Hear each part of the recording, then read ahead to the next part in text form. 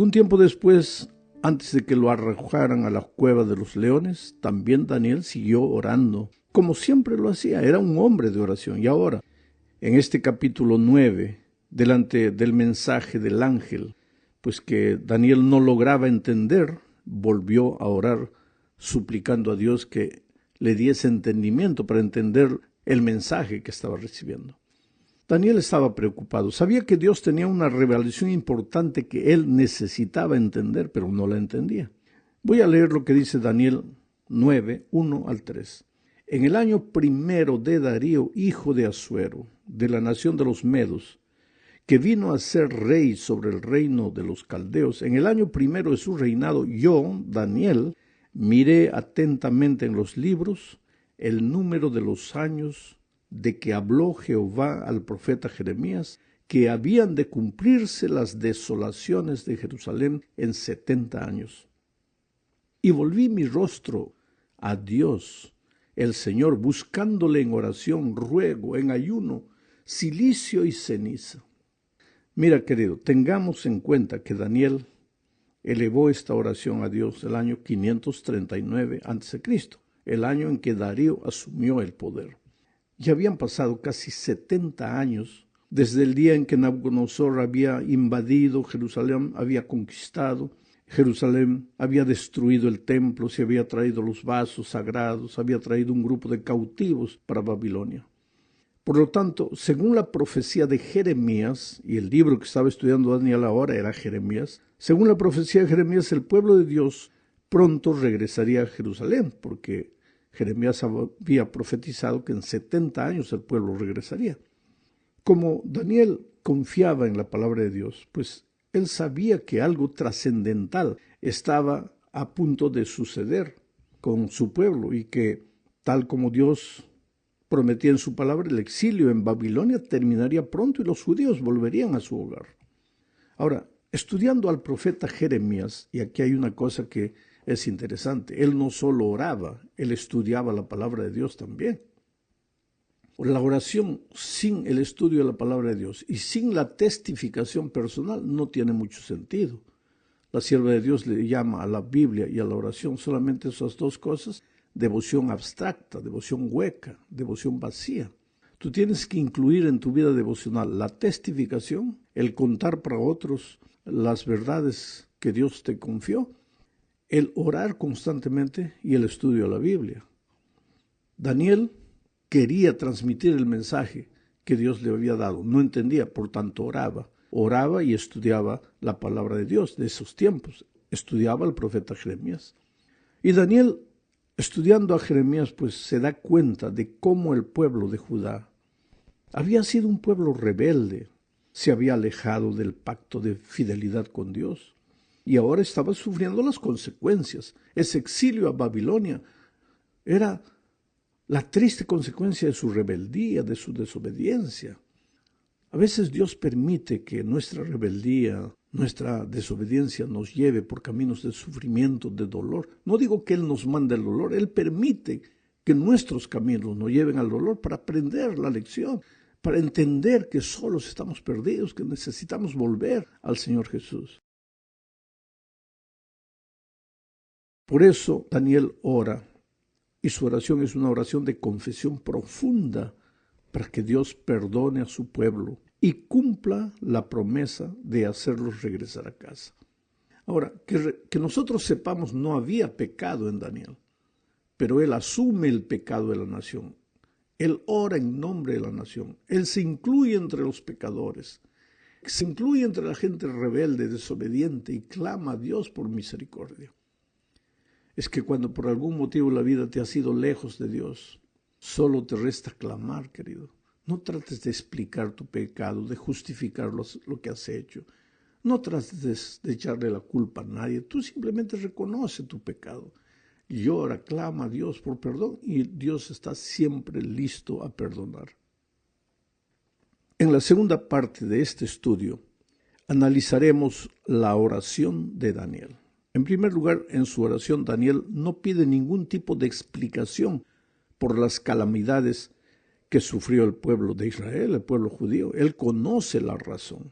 A veces nosotros, cuando viene el dolor a nuestra vida, le preguntamos a Dios, Señor, ¿por qué? ¿Por qué? ¿Por qué? Ahora, el pueblo de Israel estaba sufriendo, pero Daniel no dice por qué. Señor, explícame por qué el pueblo estaba sufriendo. Inclusive porque él sabía y porque él estaba leyendo al profeta Jeremías y ahí veía descritos todos los pecados del pueblo judío. De hecho, en esta ocasión, Daniel, en lugar de pedir explicaciones, se dedica en su mayor parte a relatar la razón. Mira lo que dice Daniel 9:10. No obedecimos a la voz de Jehová nuestro Dios para andar en sus leyes, que Él puso delante de nosotros por medio de sus siervos los profetas. No obedecimos, no seguimos el camino que Dios nos mostró. Escogimos nuestro propio camino y ahora estamos sufriendo la consecuencia de nuestra rebeldía, de nuestra desobediencia. Oh querido, los mandamientos de Dios, las instrucciones divinas, no nos fueron dadas para quitarnos libertad. Nos fueron dadas para orientarnos. El camino de Dios siempre es el mejor camino. Nuestros caminos nos llevan al sufrimiento, al dolor. ¿Por qué no escoger el camino de Dios? Solo que el camino de Dios no siempre está de acuerdo con lo que nosotros queremos. Y ahí está el asunto. Por eso escogemos nuestros propios caminos. Y por eso después acabamos destruyéndonos, destruyendo las personas que amamos. Mira, la última vez que Daniel había tenido la necesidad de entender algo fue al final del capítulo 8, cuando recibió la profecía de las 2300 tardes y mañanas. Él no entendió la profecía de las 2300 tardes y mañanas. Ahora, en esta oración, Daniel hace una apelación a la gracia de Dios, a la voluntad de Dios de perdonar a su pueblo, a pesar de haber pecado y de haber hecho el mal, haber practicado el mal. En cierto sentido, en esto vemos un poderoso reflejo del Evangelio. Gente pecaminosa que no tiene méritos propios y que sin embargo persigue la gracia, suplica la gracia, clama por la gracia, una gracia que no merece. Pide un perdón que no se ha ganado, no lo ha conquistado. Qué gracia maravillosa, querido. ¿No es este un ejemplo de nuestra situación individual ante Dios? Nosotros somos pecadores. ¿Qué merecemos? ¿Merecemos salvación? No. ¿Merecemos que Jesús haya muerto en la cruz por nosotros? No. Pero Él nos ama. Yo siempre digo que tú eres precioso para Dios. Si en este momento estás herido por el pecado, estás sufriendo o estás lejos de Dios, eres lindo, ¿sabes? La vida te puede hacer sentir feo, la vida te puede maltratar, la vida te puede decir que tú no vales nada, pero eres precioso para Dios, como Él te ama. Ahora, en su oración, Daniel sigue presentando razones para que el Señor responda su oración. Y una razón clave para que Dios escuche su clamor y responda, no es solamente su gracia, no es solamente su misericordia, porque el pueblo no merece nada. Es el propio nombre de Dios, es decir, la oración no está motivada por la conveniencia personal de Daniel, ni de la del pueblo, de recibir el amor. La oración está motivada por el propio nombre de Dios, porque está en juego la dignidad de Dios. Mira lo que dice Daniel 9, 17 al 19. Dice, ahora pues nuestro Dios oye la oración de tu siervo. Es interesante, ahora pues nuestro Dios. El pueblo no está orando, Él está orando. Pero Él incluye al pueblo en su oración, porque a veces el pueblo rebelde no siente necesidad de buscar a Dios, pero el profeta sentía. Y va a Dios y le dice, ahora pues nuestro Dios oye la oración de tu siervo. Nuestro Dios, tu siervo. Él solo ora, pero ora en favor del pueblo.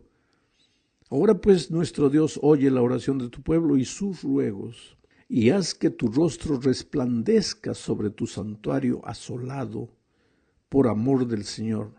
Inclina, oh Dios mío, tu oído y oye, abre tus ojos y mira nuestras desolaciones y la ciudad sobre la cual es invocado tu nombre, porque no elevamos nuestros ruegos ante ti confiados en nuestras justicias, no, ¿qué tenemos para ofrecerte? Nada, sino en tus muchas misericordias. Oye, Señor, oh Señor, perdona, presta oído, Señor, y hazlo.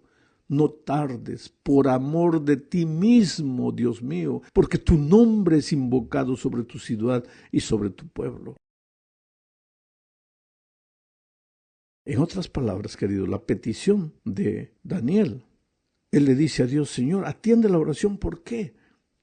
Porque cuando los enemigos ven a tu pueblo destruido, tu santuario vilipendiado, en ruinas, ¿qué es lo que los enemigos dicen? ¿Dónde está el Dios de Israel? Entonces, Señor, por favor, perdónanos, restáuranos, haznos volver a la ciudad, reconstruye tu santuario. No solamente por amor de nosotros pecadores que queremos volver a casa, sino también por amor de ti mismo, por tu nombre, para que el pueblo, el mundo sepa que tú eres Dios. ¿Sabes cuál es el mensaje? Cuando tú caes, cuando tú pecas, cuando tú estás en el vicio sin poder romper las cadenas que te amarran, los enemigos de Dios miran y dicen, mira, ¿dónde está el Dios poderoso de ese hombre? Cuando te pasa un accidente y tú en lugar de reconocer el poder, el amor de Dios, te rebelas contra él, la gente dice, mira, ese cristiano cómo reacciona. Es decir, nuestras actitudes, nuestras derrotas, nuestros fracasos son un pésimo testimonio del poder de Dios. Porque si tú tienes un Dios todopoderoso y si tú has aprendido a confiar en Dios, pues sabrás que Él no conoce fracaso. Ahora Daniel clama a Dios y dice, Señor, restaura tu pueblo. No solamente por amor a nosotros, sino también para que tu nombre sea exaltado, para que el mundo conozca tu poder. Aquí necesitamos hablar un poco del valor de la oración intercesora. Daniel intercede en favor de su pueblo. ¿Sabes que en la Biblia hay muchas oraciones intercesoras? Por ejemplo, la oración de Job. Job estaba mal, destruido, acabado. Seguramente que él pedía, Señor, devuélveme lo que perdí, devuélveme la salud, resuelve mis problemas, pero parece que Dios no le oía. Pero de repente Job paró de pedir por él y empezó a pedir por sus amigos. Y el texto bíblico dice que cuando Job empezó a orar por sus amigos, Dios le devolvió todo en doble. Ahora viene la pregunta, ¿por qué debemos orar en favor de otras personas? Porque eso te hace bien a ti mismo. A veces nuestra oración es egoísta, es solo por nosotros, Señor, bendíceme, perdóname, cuídame, guárdame. Pero hay otras personas que sufren más que nosotros, aunque no lo creas. Para de orar un poco por ti mismo y comienza a orar por los otros y vas a ver los milagros que pueden suceder en tu vida. Ahora viene una pregunta, ¿y por qué deberíamos orar en favor de quien no quiere orar? A ver, el pueblo no quería orar, entonces ¿por qué Daniel ora por el pueblo?